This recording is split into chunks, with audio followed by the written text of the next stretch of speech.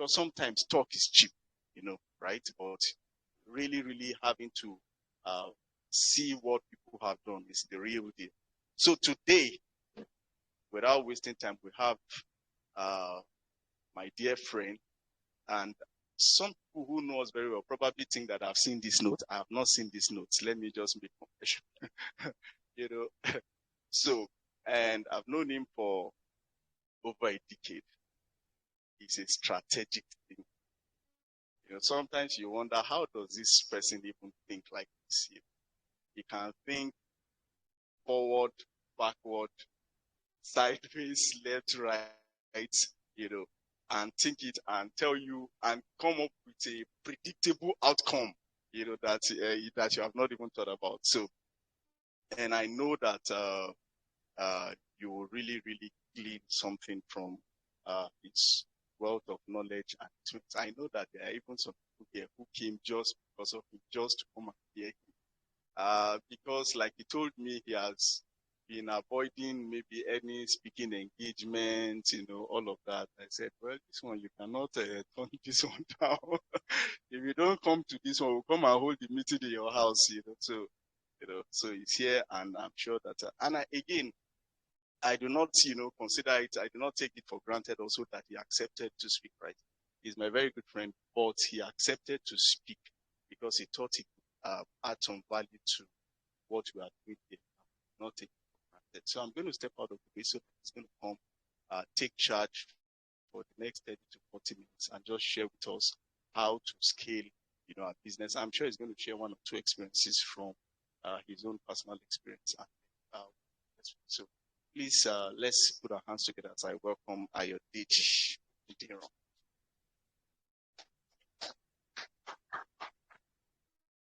Thank you for the introduction, and thank you everyone for coming here today.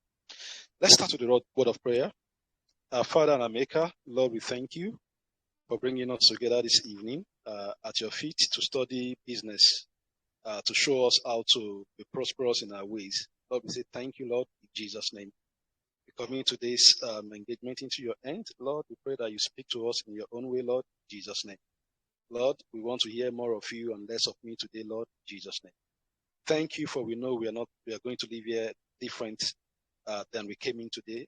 Glory be to your name, Lord, for in Jesus' name we have prayed. Okay, good evening once again, everyone. There's something common with everyone gathered under this roof. To a very large extent, if not 100% of us, a larger percentage of us are Christians, right? Some of us may be running our business, some of us may not. But like Ola said, we all run businesses, right? Either you find yourself in a paid employment. You can take it as, well, I'm here to earn my salary and go home. Or I'm here to add value, right? But the right approach is that you are running a business. You are selling your time. It's a business you're running. You have some skill. You have some time. You are combining those two inputs and you are bringing an output for the organization and they are paying you, right? So, but let's be a bit more focused in line with what we're discussing here today. We're discussing more for, I've started a business. I have a business that is running and I'm planning to scale it. Or I'm planning to start a business and definitely I'm going to need to scale that business. So, first and first, the first question I would ask is, do you have a business? It looks ridiculous. Why are you asking me, do you have a business? For me to be talking about wanting to scale my business, I definitely do have a business, right? Otherwise, I'm talking about how to start a business. If I have an uncle who works maybe in an NPC and he gives me a contract to do once in a year, do I run a business? I may not be running a business. I have a contract that is paying me. I'm making money. In the sense of it, you can say that I'm running a business. But can I get other contracts? Can I multiply it? Can I say, okay, every year I'll be making 2 million. Next year, I want to make 12 million, right? The moment you move away from, it's not just the contract my uncle is giving me. The moment you start saying, uncle, introduce me to some of your other friends who need this service, right? You find out that your thinking changes, because before you were just waiting. When uncle calls, I answer. He does not call me in 3 weeks. I'm going to call him and say, uncle, your boys are hungry, right? And he's going to look up something and say, okay, this is what I can do. For you to be considered having a business, you must have a product or service you render well. And there are enough people willing to pay a price that allows you to turn a profit. It's not enough that I have something I'm selling. If I want profit, then someone gives me a filling station and I got product and I start selling that fuel at 400 naira per liter today, what's going to happen? There's going to be a queue, right? Everybody will be on the queue, planning, waiting to buy the fuel. And maybe by one magic, I actually have 1 million liters that I want to sell. I'm going to be very busy making money. But am I running a business? I'm not, because I'm not earning profit. I'm going to have enough people buying from me. So by the first example, I don't have enough people buying from me. I don't have enough people who are willing to buy from me, even though I have something I'm doing, even though I'm getting paid. It's not yet a business. I also have something that people are buying. They are buying it in good numbers, but I'm not turning a profit. Or I'm running at a loss, or there are many things you could do today. MMM, was it a business? Oh, it was a business, right? But in the real sense of business, is it scalable? No, at some point it's going to crash, and that's what eventually happened. There's been a lot of MMM in recent times. Hope we know. What's the name of the last series of MMM? Crypto.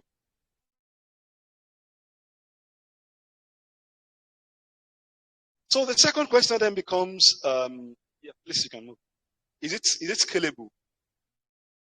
When I was in school, there used to be this woman, she sells akara. But the akara is different, right? We call it akara suya. She sells it with suya spice. So you are actually eating akara, but you have the feel of suya. She's just going to open from 7 till 10 p.m. And from that 7 till 10 p.m., there's going to be a queue, steady. So you are coming there to buy akara, but you are projecting that I'm going to spend 40 minutes to buy this akara. He's the only one person that sells it in Akure. It's good in Akure. But is it exactly scalable? It's a business, no doubt. It's scalable, but in our own case, many years later, I went back. The woman was still there, exactly the same scope. The difference this time around is that the queue were no longer that long. Because what's going to happen? People are going to, one day, someone somewhere is going to either come and learn from you, know how to make that akara, add the soya spice, and maybe even add ginger or something and tell you this is LD akara soya. It's going to do something different. So, but in terms of talking about scaling, so there's something we have to put at the back of our mind. There's nothing we discuss here that is standalone that we can discuss extensively. There's practically nothing here that you put on Google that you're not going to find a book, that someone wrote a book on it. The first question looks funny, but when you get to Google it, you're going to find PDF telling you, is my business a business, or is what I'm doing a business, right? Before a business, because we can start talking about scaling a business, the first thing is you must establish what we call a product market fit. I'll refer to it many times unconsciously as PMF, but I'll practically talking about the same thing. So it's a scenario in which your company's target customer are buying, they are using and telling others about your product and services in a number large enough to sustain that product growth and profitability.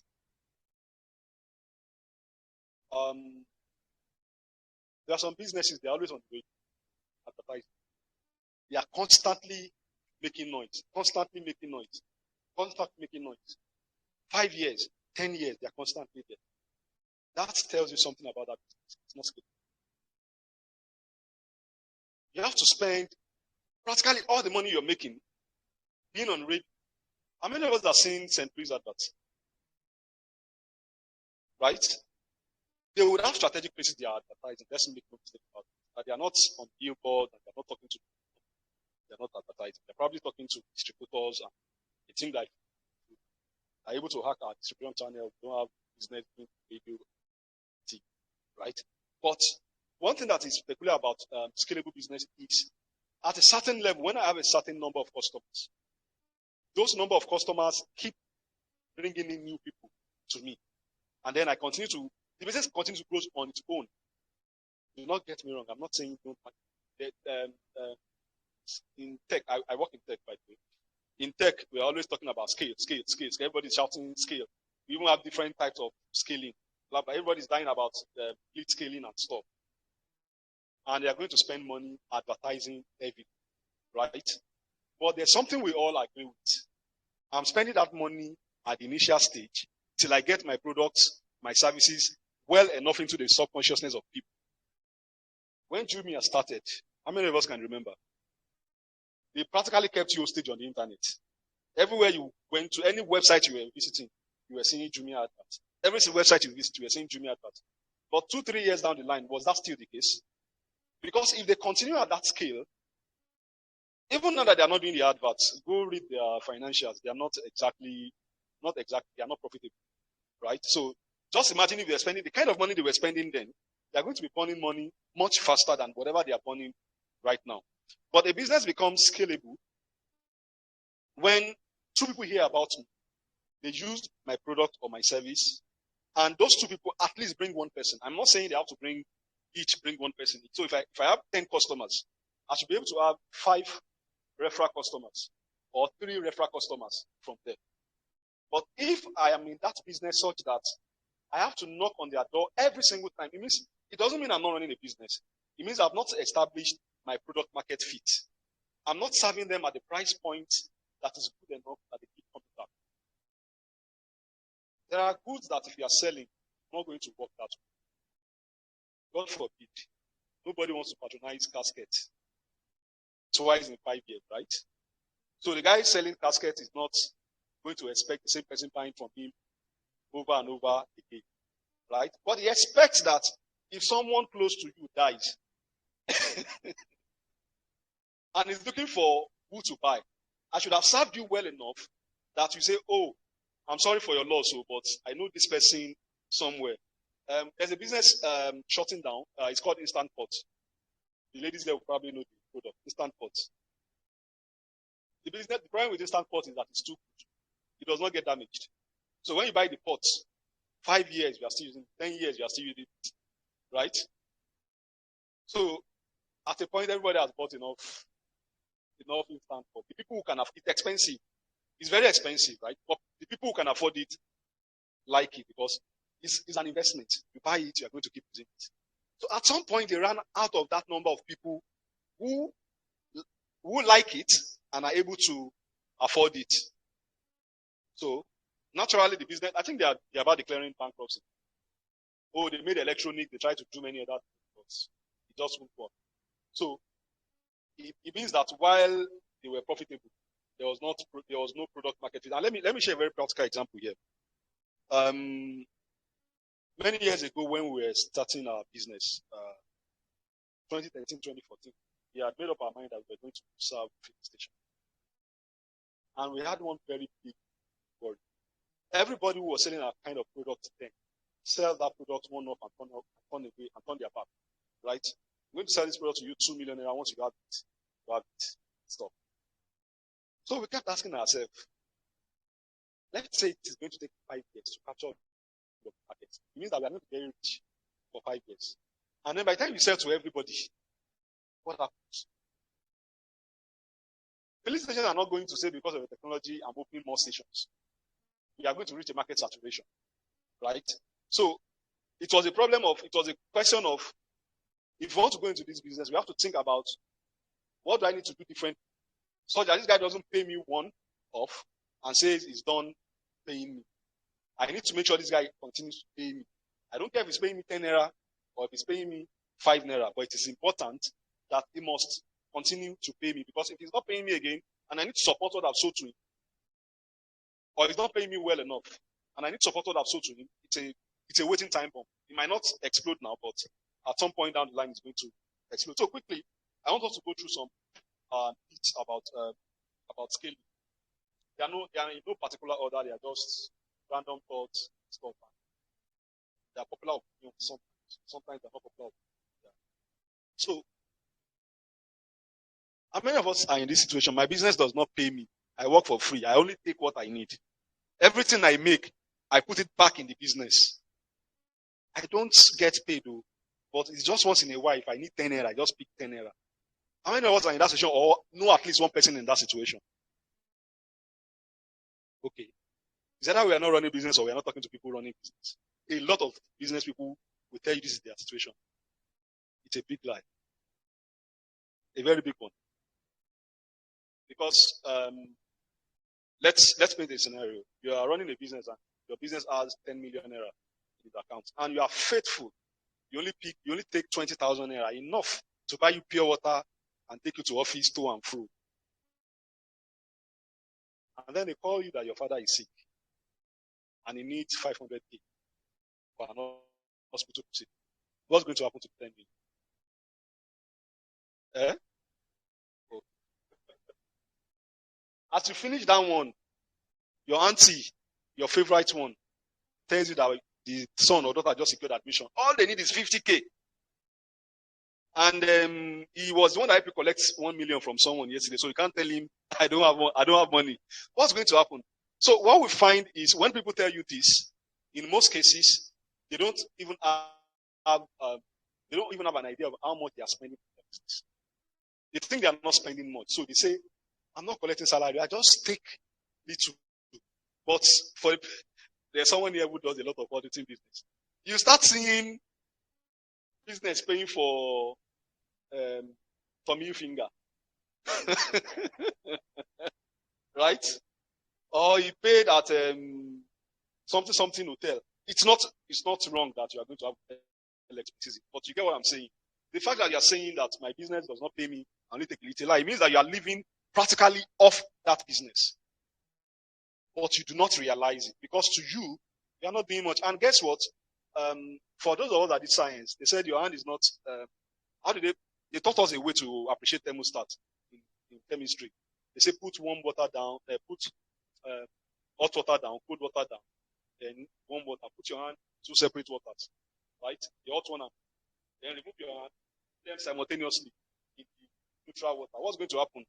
One hand is going to tell you this water is warm. The other hand is going to tell you this water is cold because it's relative. So when you say I'm not living off that business, many times they are benchmarking mentally. My colleagues are driving big car, I'm not driving big car because I want my business to grow. True. But you are living off that business and you are feeling that business. So most times, as simple as this looks, if I'm talking to business people and they are saying they have this challenge, usually the first question I ask, how much do you get? How much do you get a month? And luckily for me, some of them I know them. So when they tell me I only get paid 30,000 naira from this business, tell them, oh, this is your lifestyle that I do, not 30. So you've not separated your finance from the finance of your business is an entity on its own. Yorubas are not big. They say, right? When you say this, what you have said is that my business and me, there's no boundary. So we do mix and match. Today, if I need money, I'm going to go to that business. And you always have genuine need because you are human. Even if you think you are cruel that Modaju, it's a lie. The right incidents have not come up. When it comes up, you are going to take 50% of that your business money and you are going to spend it. Aha, I like this one too. So I know it doesn't look business, but I'll drive it on. If I build a bungalow, it's 1 million naira. And I want to build a 20-story building. Maybe it's just 20 bungalows layered upon each other, isn't it? And if you look at it, it should be cheaper now because I'm not going to roof 20 times. I'm not going to do foundation 20 times. I'm going to just do block, and times 20. So if I build that bungalow for 1 million, by the time I spend 20 million, shouldn't I have built the skyscraper? Maybe not by Nigerian standard, the skyscraper. By the time I spend 20 million, shouldn't I have built that skyscraper? I should have, right? But it's not so. The engineers will tell you it's not so. You are 20 million, you are still building foundation. We are not even seeing any stone on the surface. So it's the same thing for business. I ran one shop successfully, and I'm making, in this shop that I'm running, I'm making 500,000 naira every month. I do my finance very well, so I'm making 500,000. So, if I just open 10 shops, that means I'll start making 5 million.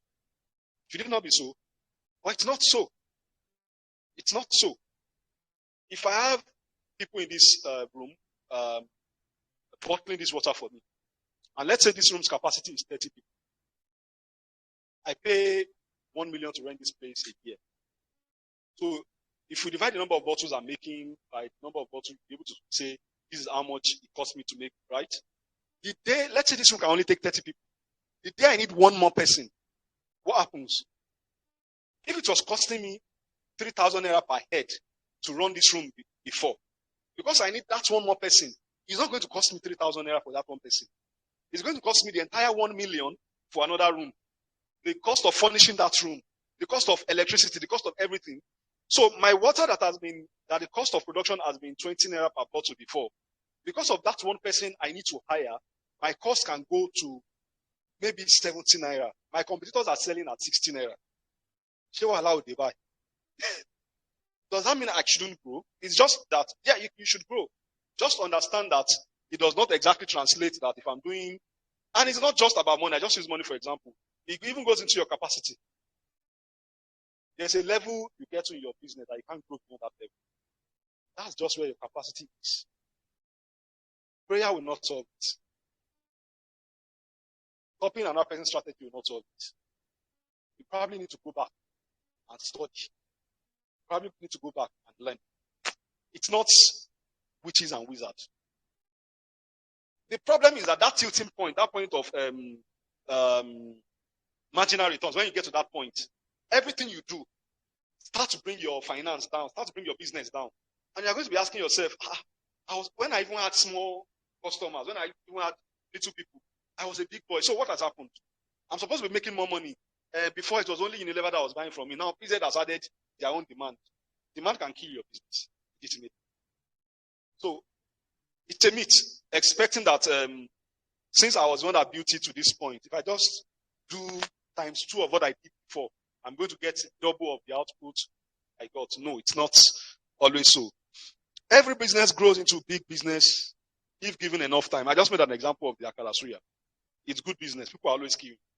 But why is it that when I went back 10, 15 years later, it's still in the same place, still using the same kind of pots? Still, people are still queuing and all of that. No, it's not. Time alone is not the multiplier of business. A lot of effort, a lot of strategy, a lot of thinking. There are people who are paid millions of dollars just to think for businesses. Are we saying that the other people in the business can't think? So why are you paying someone specially and say your own job is thinking for the business? It's because it's not every scenario. Every business, which of Newton's law of motion, third law of motion, the body will continue to be in a state of rest. Right? Something external must act upon it. So the same thinking I used to start the business that got me 10 customers might not get me even 2 additional customers. How much more when I'm thinking of getting 100 customers? My thinking needs to change. My business approach sometimes, my business model sometimes needs to change. The model that got me here might not get me to the next place. And there are a lot of businesses like that. Groupon. Groupon's concept was we will get 20 people who need the same thing so that you can sell cheap, so that we can do group buying, right? More like, I'll talk to this factory, you're manufacturing. What if I'm able to get you 50 customers? So you got all the middlemen, all your distribution costs and all of that. I just put it online. I said that's how they started. But trust me, eventually they start getting more supply and became more of a marketplace. What happened? At some point, the growth stalled, and at some point they started depreciating. And from then it became a downhill movement. They were never able to get back to that position. Many other people would have run the same business. There are many variations that would have come up. What they would do is they will take your mistake, they will take it into strategy session and say, well, if Groupon did it this way and failed, then we have to do it in another way. So what I'm trying to say here is that time is not unlike human. If you have a baby, just give the baby food and water. If you like, don't send him to school and all of that. Physically, he will grow. Business is not that way. You can remain in that same position for decades And it's evident in Africa. How many businesses in Nigeria are up to 100 years old? Businesses typically die the moment they are found out. Not even dies. The moment is not able to put in as much energy. Sometimes the founder is still alive, but he's not as agile as he was. And then you see that business just remain that way. He's still there. We still know the business. Alabukun is a big business, right? I don't know they are business, but I know they will still be a big business. But they were bigger when we were younger. So why have they not turned into EMS, or why have they not turned into a large pharmaceutical? You'll find out that the energy that started it has run down a bit, and there are no new input. And emotions kill us. It's my business. Because it's my business, when my children grow, they must take over that business. My guy, if you see your business and you think you have a long future, don't run it that way. If your children need support for their life, create a trust fund. That one will serve all of you better. Hire people who have the right expertise to run the business. Time is going, so we need to run faster. Anyone can scale a business. I don't think we need to dwell on this that much. I started the business. Doesn't mean I have the right skill. I have the right resources to scale it. Many times you need to bring in new people. Many times you need to bring in new funding. Many times you need to bring in new products before you can scale that business. Not everyone. In terms of CEO, they'll tell you there are some CEOs, they are wartime CEOs. As long as they remain your MD, there must be fights. If there's no fight, they don't know what to do. They must be chasing after competition, or competition must be chasing after them. That's when they are useful. When you get to a market where when you are the top in that market and maybe they own 60% market shares, that guy doesn't know what to do again because there's nobody fighting him. There's nobody chasing him. Everything is just too peaceful. He's a warrior. Right? And there are peacetime CEOs. They are the ones that run multinationals. If you bring them into your business, by the time they tell you the support they need to even start, you want to employ one person, and it tells you you need to first hire like 15 people before I can work. It's true now. We were that way in our business too. We didn't have any finance role. We were basically running our finance with Excel, right? And then we said, okay, we need to bring in a finance person. And then we started interviewing. And the first question all of them will ask is, how many people are in the accounting unit? We were running this thing without one person. Eventually, the person we hired says, if I'm coming in, you have to hire at least one person extra. Because I will not be doing posting. I will not be doing this. I will not be doing that. So it's a small scale. At larger scale, I come with bigger demands. God will do it. Yes. If we are Christian, if I pray, I'm sorry to disappoint you. God will not do it. Not that he's not capable of doing it. It's that he has done his own part by default. He has blessed you. He has kept you alive. He has given you that intellectual that made you think about the business. Right? But he's not going to do it. Who did he bless materially in the Bible that didn't do anything? Who? Bible scholars help us. You will do something. He's going to ask you, what are you doing? And for everybody that he blessed, even in the Bible, go and find out. They were limited by their capacity. The widow that he told, go and gather drums and start pouring oil. Maybe when your drum finish, the oil will stop. Right? Imagine if that woman had run to the head of the town and say, there's this thing, order everybody to bring all of their oil, all of their drums. The oil will not dry now. So it was a case of capacity. It was how much he could think. Whatever number of drum I can get into this room. He didn't think about we can go to the market square and get more drums and then start selling to the other villages or to the other towns. Right? Jesus Christ, the Almighty One, wanted to feed people. He did not bring sand and turn it to fish and bread. He still ordered, find something, go and look for something. Disciples have to do work of research and development. They need to know that at least there's someone who had fish. That's R&D. He needed capital. He needed personnel. So God will not do it. Let's not lie to ourselves. The talent of a man makes way for him. Scholars have said that the talent we're talking there is not skill. It's not, talent in modern English is what I can do, what I have the ability to do. But the parable of talent, we are not talking about what those people can do. It was money.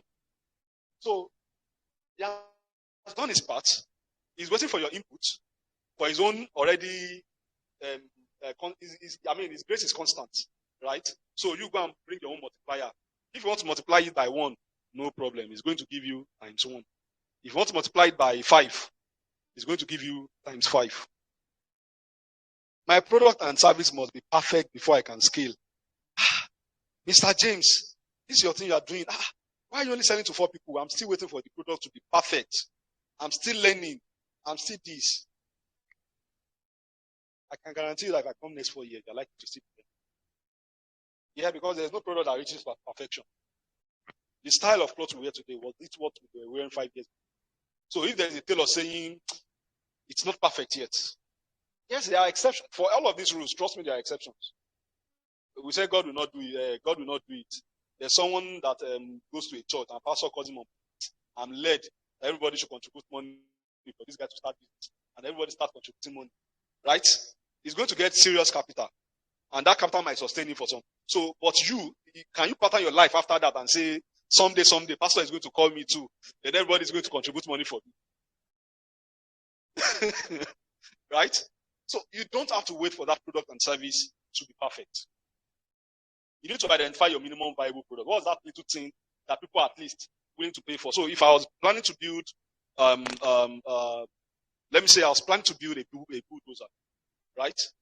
A perfect one. If I know that if I do tractor, small one, at least people will start paying me. I should build that tractor and start selling while I continue to improve till that thing becomes a bulldozer. I should not wait and say when my product, and there are exceptions to these things. In high tech, there are times that you have to wait. Right? You are building a product and there's a safety threshold it has to meet. If you don't meet that safety threshold, you cannot even launch. But that becomes your what? I just mentioned it, minimum viable product. That means that's the smallest bit of work that you must do for this thing to become commercially viable. Perfectionists are usually time wasters. I know this because I was in that shoe myself. I'm waiting for everything. They must align. This one, I will just bring this one. So when I just hit it like this, boah, everything will just go boom. It's fine in Hollywood movie, right? But in business, don't forget that when you're running business, you're also running your life, right? If you left your job and you're running a business, for every year that you're not making as much revenue as you're supposed to make, you are aging, your responsibilities are growing, your mates who did not leave are growing. So if you're not careful, don't become the guy who everybody now needs to turn off their phone just to avoid him because he left. So whatever you have, no matter how small, because even the scaling has phases. We'll get there shortly. It has phases. So I cannot say because I'm waiting until that thing is something everybody wants, I'm not getting started. Lastly, more customers will solve my cash flow problem. Initially, it will look so because when I sell to 2 people, I make 10 naira. If I'm able to sell to 4 people, it's going to be 20 naira. There are factors of your input that when you are still running your business in your room that you are not considering, right? And the day you grow to that point, because you have more customers, that factor of input that you are not considering is going to change drastically. And what was profitable before suddenly is not going to be profitable anymore. So more customers alone. Yeah, we need more customers. We need to keep pushing more customers. But have you looked at your unit economics? Do you understand them?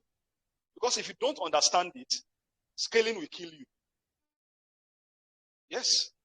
Scaling will, you burn money so fast that everything you had reserved in your upcoming days, you are going to burn them and you are going to, and nobody is even going to want to touch you.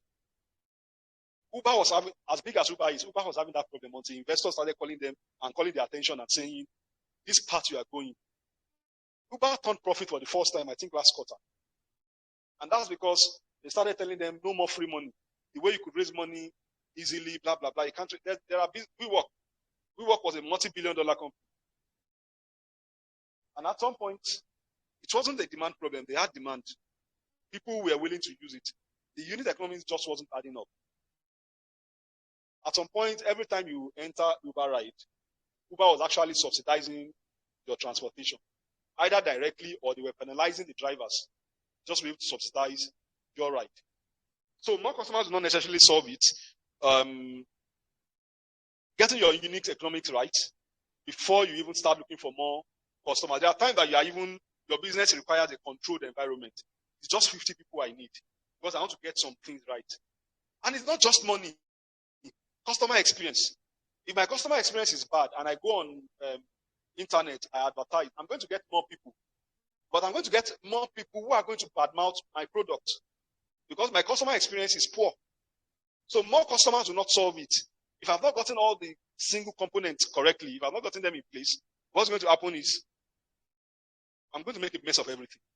And I might not even have that fighting spirit to come back. So if that's where we stop, I think there's enough point for someone to be able to build around. So, but let's go a bit deeper. So scaling, like I said, that's type, and not all of us can do all of the type of scaling at the same time. So the most common one is the classic growth. I opened a restaurant and I'm serving people. And every time I run my account at the end of the month, I see that I've made 200,000 naira profit. And I decide, okay, what else do we need in this business? We need a new gas burner so that we can cook faster for people. You see, gradually, strategically, the business will continue to grow. What you are doing in that case is that you are trying to maximize efficiency, but you are keeping it in an environment you are certain of. I can control this environment. I know the number of people I'm attending to. I know what I'm doing. You are very particular about everything, and you are strategically putting maybe resources back into it, so it's controlled. You are focusing on reducing uncertainty. So I was talking to someone who runs African restaurants in North America, and the place wasn't too good. Just had 15 tables and all of that stuff. And each time me and my friend went there to eat, the food is good. Why don't you push things up and scale things up and make better money? And your food was cheap, blah, blah, blah, blah, and all of that. She always laughs at us. And, sometimes we are quick to judge. I say, maybe you're smart. Not if you were a smart person. Until one day she sat us down and said, go to those people you say their business is fine. Go and ask them, how much are they paying for it?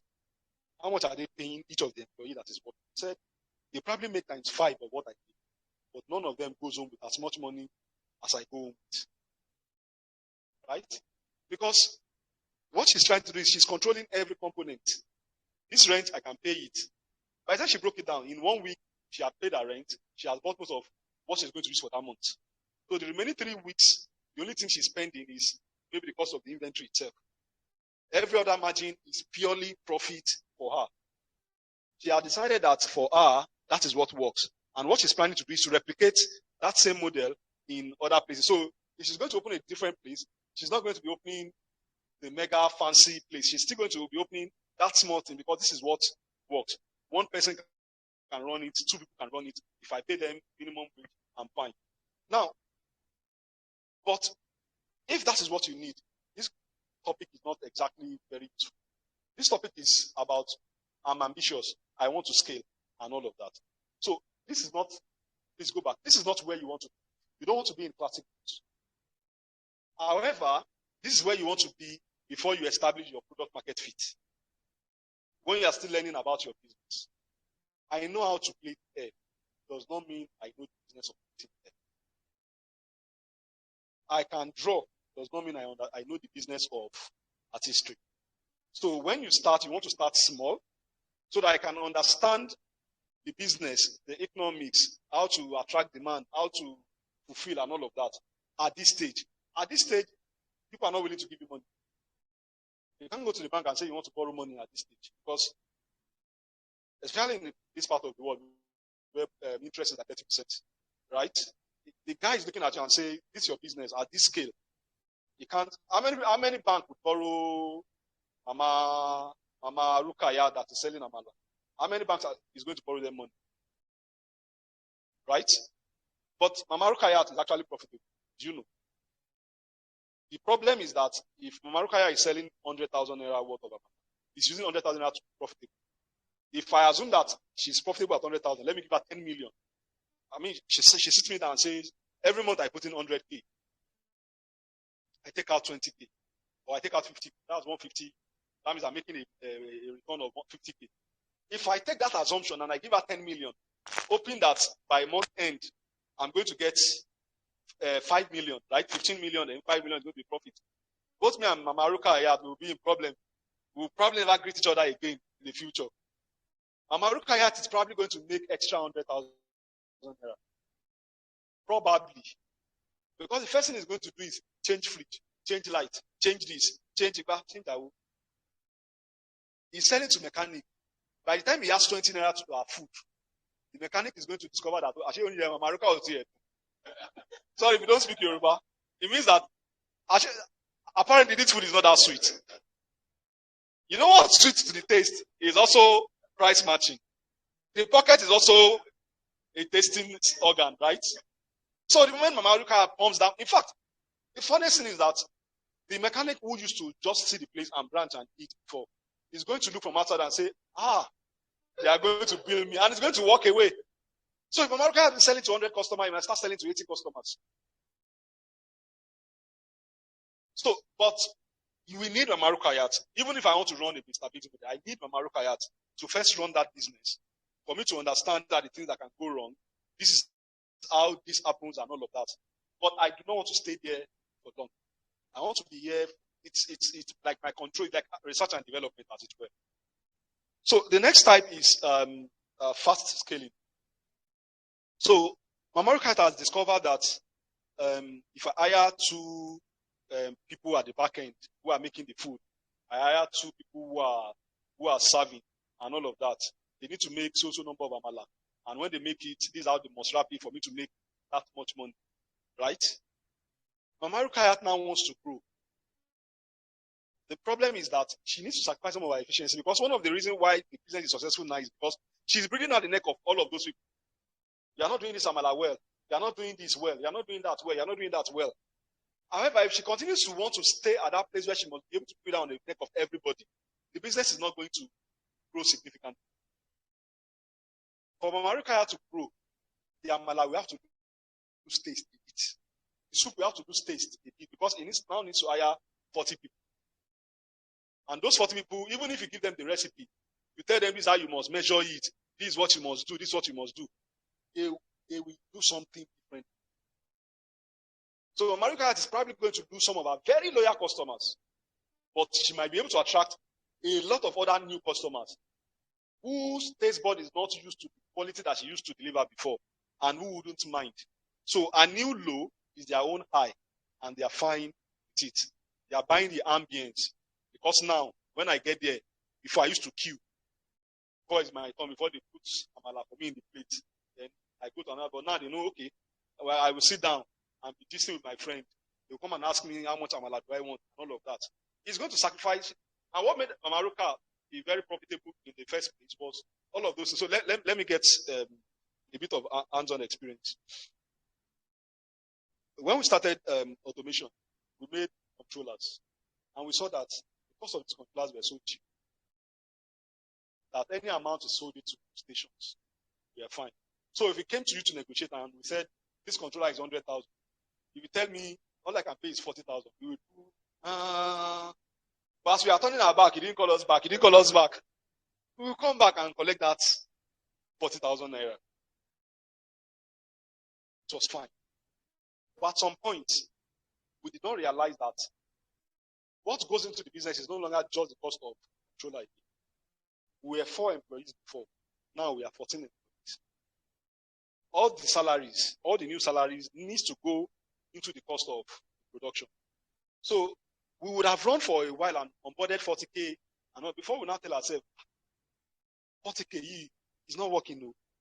Our cost of production has not, the cost of the material itself has not significantly gone up.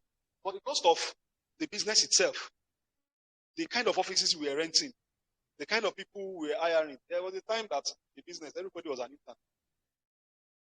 Every paid person, apart from the co-founders, we are interns. So you are intern.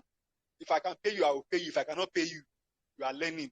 Go home and tell your Be grateful that I'm teaching you. Right? And the problem is that we will not factor the cost correctly and all of that. So at the point where we want to grow, you bring in new people, you bring in all of that. So it means that, call it efficiency. I'm putting it in quotes, but really, the efficiency that made us be able to produce this thing at 10K again, we had lost it because we want to grow faster. We needed more experienced people. We needed more skilled people. We had hired more people.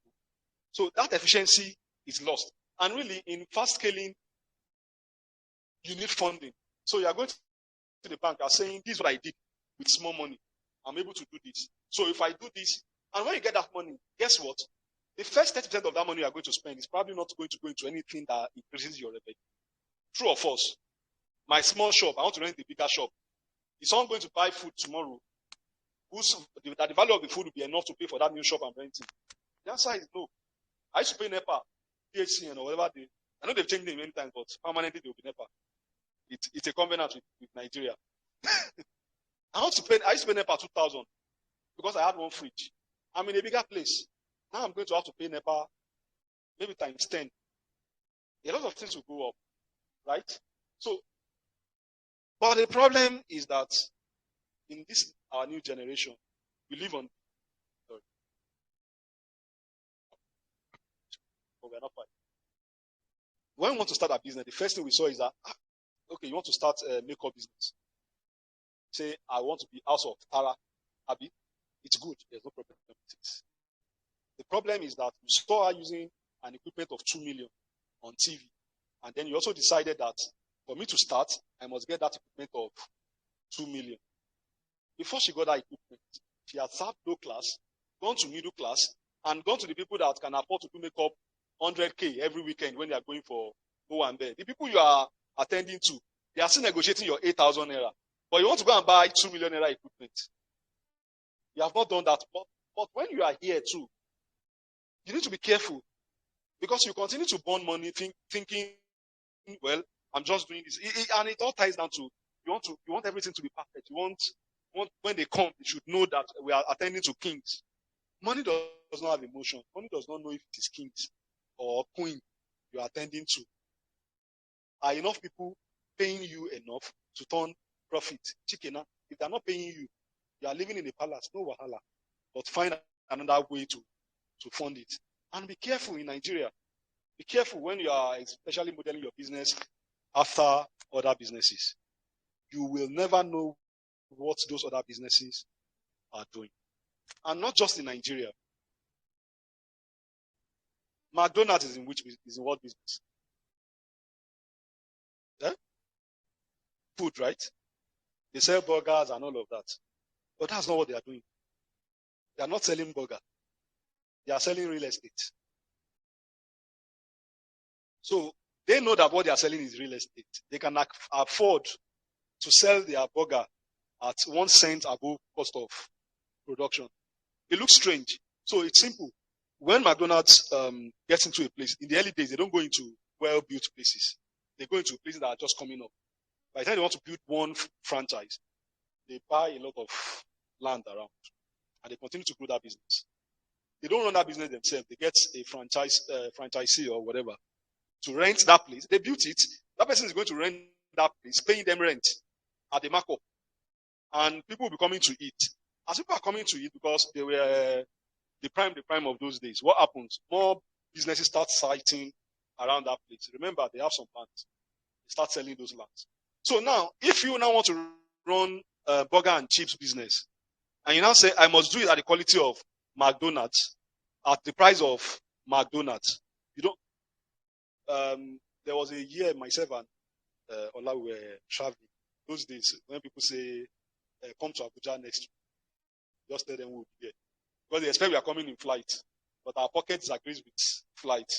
So if you want us on Monday, we will be there. We will start the journey on Saturday. We will get there. One of these popular buses, they were not buying fuel from filling stations. They were buying fuel from people selling them in jerry cans. And they were buying diesel considerably cheaper than what they would have bought in filling station. Now, if your own business research that you did is that ABC Transport did it, don't quote me. The company is not any of the company I'm going to mention. ABC Transport did it. God is Good Transport did it. Then me too, I can did it. Do you know exactly what they are doing? Or you just assume that the way it looks is the way they are doing it? Right? So at this stage, the business is bankable. You can be financed with loans and all of that. You've established that you know what you are doing. People trust you enough. Blitzscaling, for many businesses would not need to get here. It's a form of hyperscaling. At that point, you are not even bothered about efficiency. You are just burning money. You are just burning it. You are just, people must hear about me. Everybody must know about me. You are not concerned about, is it profitable? We made an example of Jumia. In those days, I don't know, unconfirmed report, someone said their advertising budget then was $1.5 billion. Dollar wasn't this crazy. The dollar was maybe 150, 160.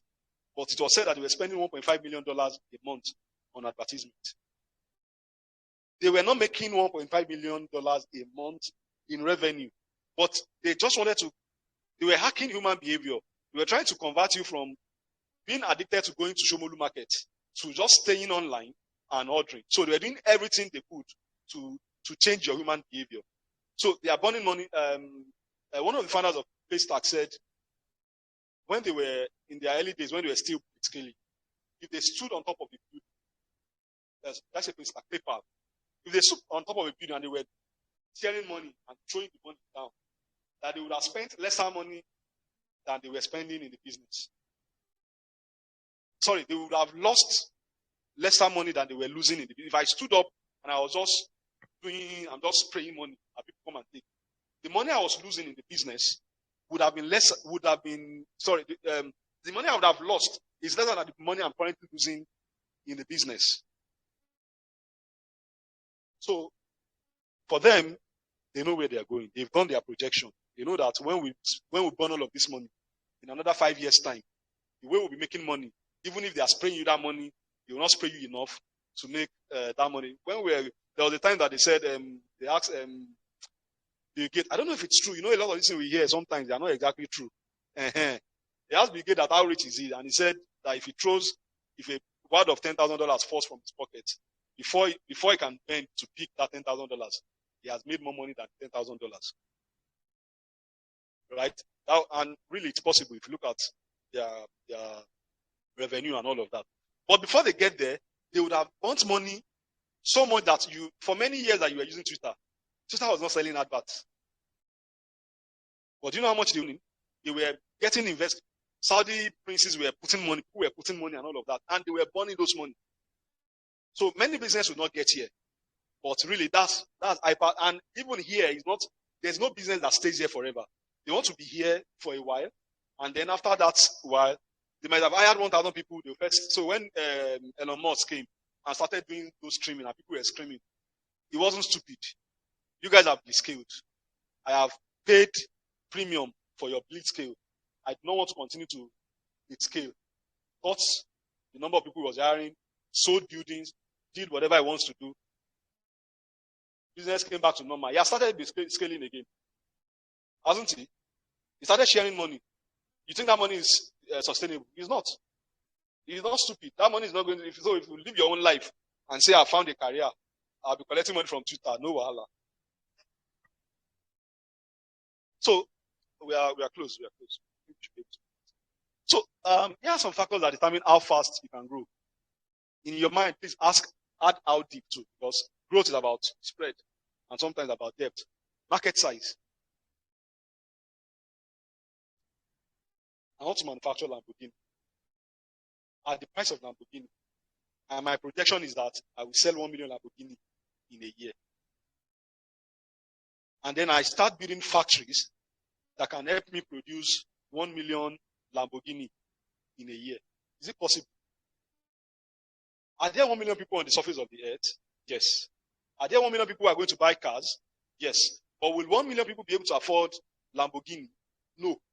And that's market size. Market size is not, when you read some people business plan, they tell you this person is doing high fashion, right? He's doing high fashion, he's doing premium wear, and he's telling you there are 20 million people in Lagos. So market side is 20 million. You are lying to yourself. 20 million people cannot afford your price point, right? And even if you're selling cheap, 20 million people are not going to buy cheap clothes. So you must adequately size your market. I added something, and there's a limitation. Your PMF can shut down your market size. There are products that started doing well and then died. And they died by success. You expect they would die by failure, but they died by success.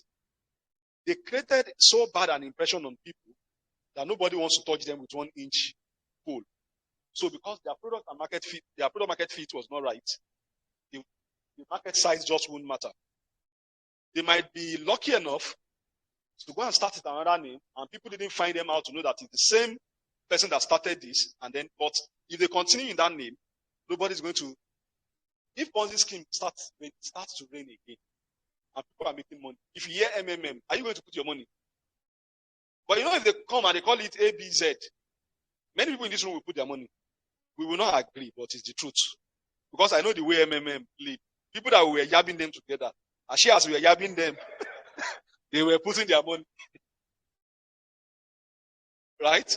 But no matter how trusting you are, if they come back with that name, you are not going to patronize them. And they say it's that same person, the same stuff. Some people will still buy. Still put them. But I believe that nobody in this room is going to put. Yeah, we are wise enough. We are too wise, right? So the number 2 is high gross margin. Your product you cannot tell me you want to scale your business when you're making very little profit.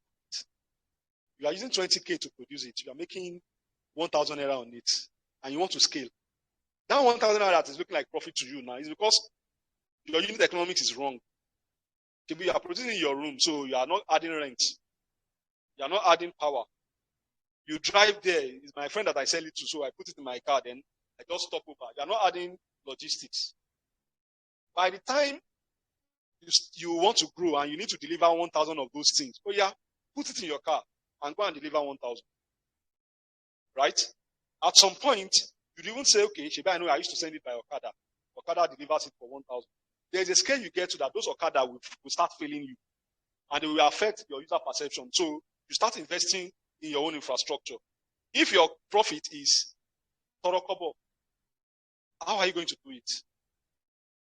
Right? So it's one of the things about, I forgot to mention it, about scalable business. You must have decent margin. The view of decent margin will vary from business to business. If I'm selling to 1 million people, there are 2 ways I can make 1 billion naira. I can sell 1,000 naira to 1 million. How much is that? 1 billion. I sell 10,000 to 100,000 people. How much is it? 1 billion. I sell 100 million to how many people? To 10 people. I make 1 billion. But if your product is that you are selling 100 million and your margin is 2 billion, you are in problem. How many people are going to buy 100 million? 20% that worked for the person selling 10,000 naira might not work for you who is selling a 1 million naira because your market is shallow. And then you are going to hit human limitations. The guys that are producing for you, in the early days, they can work 12 hours. Hire the next set of people and see if they're going to work 12 hours. Naturally, it starts to diminish. People's effort. Same pay, even bigger pay. Right? As the team size starts to increase, you start seeing that people don't put in as much. And sometimes they actually even put in as much effort. The organization structure will not support it. We are 7 people, so I can easily tell all the 7 of us, there's a demand tomorrow. Please, let's all be there tomorrow by something. We all heard. By the time we have 500 people, am I going to pick my phone and call 500 people? So definitely your structure would even fail you at some point. So typically high gross margin, because if it's high gross margin, I'm supposed to just be scaling now. I mean, I'm selling for 1 million and my profit is 800,000. I just continue to sell, but there will be human limitation. You run out of market size. A lot of things go wrong. Another factor that determines, okay, these are things that helps you grow fast, right? Number 1 is market size. The market is big. The number of people who are willing to pay me what I'm charging, they are big enough to make me turn profit. Number two is that my product has enough margin, right? It's not charity. You are not RCCG. So if Redeemed Christian Church of God does bread and is selling for 17 naira, don't think it's in your place to go and do it for, except you are sure that it's produced at 13 naira, right? Make sure you have good margin. Number three, network effects. I said it earlier on. And now there's an uncle of mine that is into herbal drugs and stuff. And constantly always advertising, morning till night, morning till night, morning till night. And when they're advertising, people are coming, they're making money. If they go off radio for 2 weeks, what? So there's no network effect. It's either people are too ashamed to tell there are other people that I go here for treatment. And if you were all around, if you all used to pay attention then, most of what were those guys mostly advertising drugs for?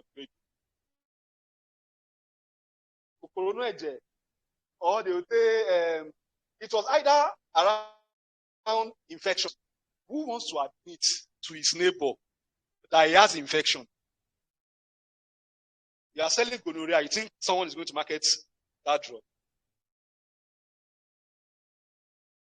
He wants to tell people that he's a clean person. It's only people that he trusts 100% that is good. So when you are selecting the product you want to scale, make sure it's something that has network effect. If I use it, I'll be willing to tell someone about it. I'll be willing to, till we grew to at least about 300 stations. There was nobody like we could, all of our customers, we could link them the tree. Say we sold to number one. Number one told number two and number three about us. Number three told 4, 5, 6, 7, 9. Like, draw that tree. Like, if you pick any customer, we can tell you that. And it was very common. So if you're having a problem with the customer, I'll be asking, Patel, introduce any, And in 2 minutes, you'll be able to spot on and say, this is the tree that person belongs to. It was network effect. It was not fast enough. But that was the reality. It kept multiplying. The problem with that is infrastructure limitations. So network, people are coming. At some point, you have enough to service them. Because if you don't have enough infrastructure in place to service them, they're going to go back to this problem. Your PMF is going to take it. Once they take it, the network effect becomes opposite. And you know the opposite spreads faster. You are doing well, spreads quite slowly. You are doing bad. Only last year bad. Trust me. They will do it on your behalf. The last one is distribution. Distribution. I'm selling food. How many people can I by myself serve? So I start looking for, and if you look at food industry, you see that a lot of innovation has gone into it. What is gala? Is it not sausage roll inside nylon? Because if I was frying sausage and I kept sausage in show glass, how many am I going to sell? Right? So someone found an innovation and said, okay, I can do it such that I can last 7 days. I'll put it in nylon, and then people can start carrying it and selling it everywhere. Right? The problem sometimes with distribution is operational scalability. Mr. Biggs, nice food, right? How many of us still patronize them? Oh, they do. They do. But the first problem we started noticing with Mr. Biggs is that you can buy the one in GRA, it's tasting good. If you go to Okwebia Lane, you are going to regret what you bought. So why can't I take the same template that I used to make this one very good? Why can't I take it the other place? It's easy theoretically. Honestly, practically, it's very difficult. What people have done globally is that they just don't own any of it. They don't own any of those food chains. It's all franchise. Now you put your money. Don't make it sweet. You will lose your money. So, and because there's that incentive that I put my money, I took loan from bank. When they train me, I will pay attention. Unlike when I hire a manager and say you are the manager of a big branch, I want to collect the salary and that. It doesn't want to become the enemy of everybody who's always shouting down at you. You are putting too much salt, you are putting too much sugar. And so at some point he gets tired.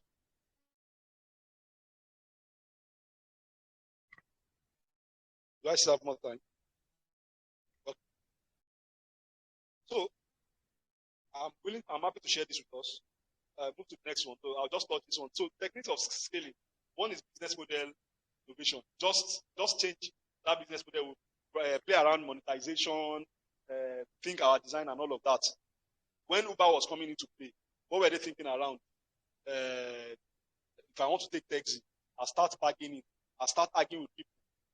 Uber 7,000, blah blah blah. It's not just here. Even in countries where they had meters, where meters were taxi, there was still that friction of how much am I going to pay? Because until I get to where I'm going, before I know that this journey I can't afford it, and if I cannot afford it, I'm not going. Next tomorrow, I will run away from that taxi. Okay. So business model innovation, you can hear now, right? Business model innovation creates they try to create new value for customers, generate revenue, and project themselves from business. So one of the things Uber also did is we don't own our taxi. So we don't have asset that we need to finance. Then we need to start financing. So since they create around value proposition, revenue stream, customer segment, your distribution channel, and all of that. When is it best to apply that? When there's strong competition established here. If I'm selling something in the market and they are good, you cannot come at that market same at them. You need to come up with something wrong. Either you find a way of doing it cheaper, find a way of doing it cheaper, find a way of doing it better, but you cannot come up and think that this never works. Right? So the next one is strategy innovations. Basically, you are defining new and creative ways to differentiate your business and capture new markets or customer segments. Very popular example. Everybody would say, and he said, "Oh, guy, the problem is I cannot buy that 100 naira for one piece of food. Going small. So they eat sachet, what they can buy on food.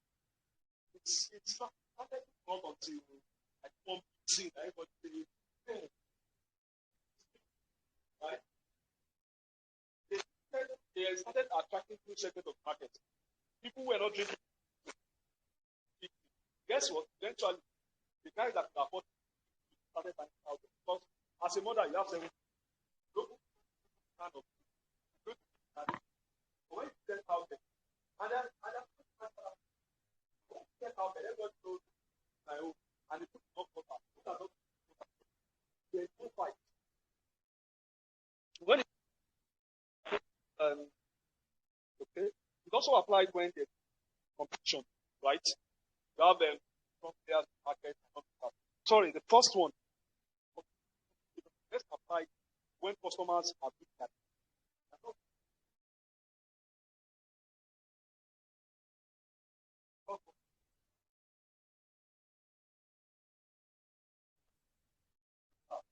But when the likes of Netflix, I pay Netflix.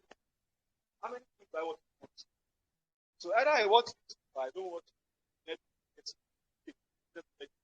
The other one, strategy, totally like cowbell. They are come at the same way it was. But I remember being able to Facebook. Come and try it.